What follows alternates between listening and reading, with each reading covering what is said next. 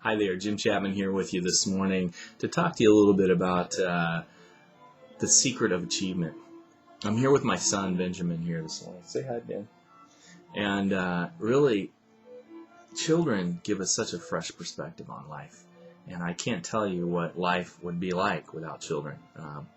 I know when my wife was pregnant with her first child, I was freaked out of it, honestly, and was not expecting or didn't know what to expect. Didn't think I was ready. But we always seem to be able to rise to the occasion if we allow ourselves to. We don't have to be buried by our circumstances. And oftentimes what seems like an inconvenience or a difficulty is really an opportunity.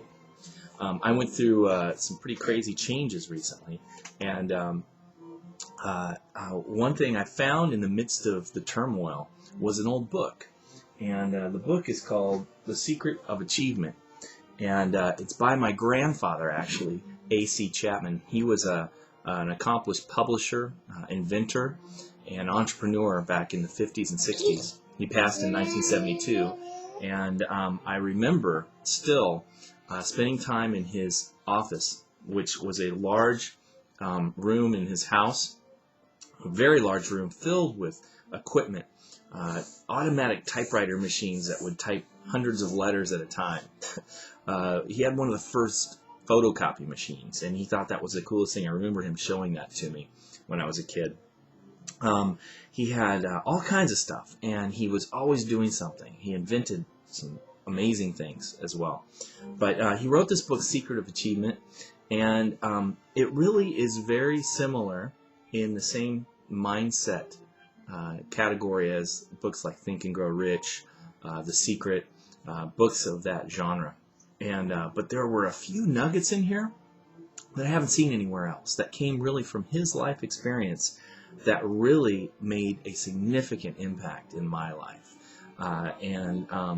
Really, when I implemented these things, and that's the key, is implementation. How do you get out of your habitual patterns and make a change? And that's one of the most difficult things, it seems, to be able to do, to be able to make this stuff work that we talk about, hear about all the time. Well, I want to share with you three things.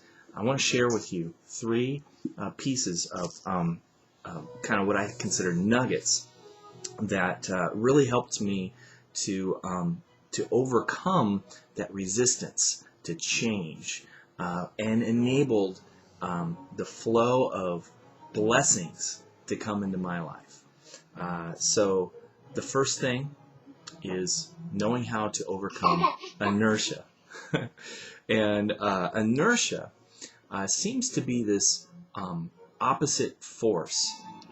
We all know Newton's law of for every action there's an opposite and equal reaction. Well, the same is true, or seems to be true, in the mental arena too. So we need to be prepared for that. And one way to be prepared is through discipline.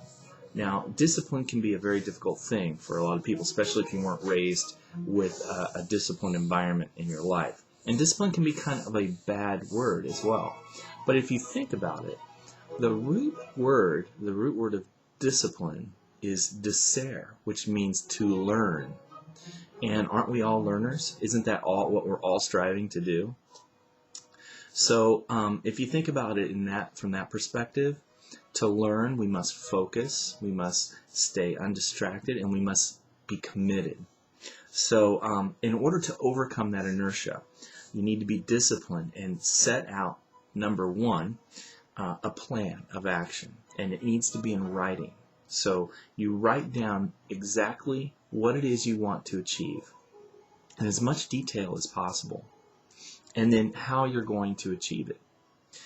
Number two, you need to review this plan every day, preferably when you wake up in the morning and before you go to bed at night. And number three, you need to implement the actions, the tangible actions that you put together for yourself in your plan. So with that, I wanted to share just a couple of pieces of information here. The secret of all health Prosperity and happiness is being in conscious union with the divine. A professor of Harvard University has said that the greatest discovery of the last century was that of the unity of everything in the universe, the oneness of all life. This idea that there is but one principle running through the universe, one life, one truth, one reality,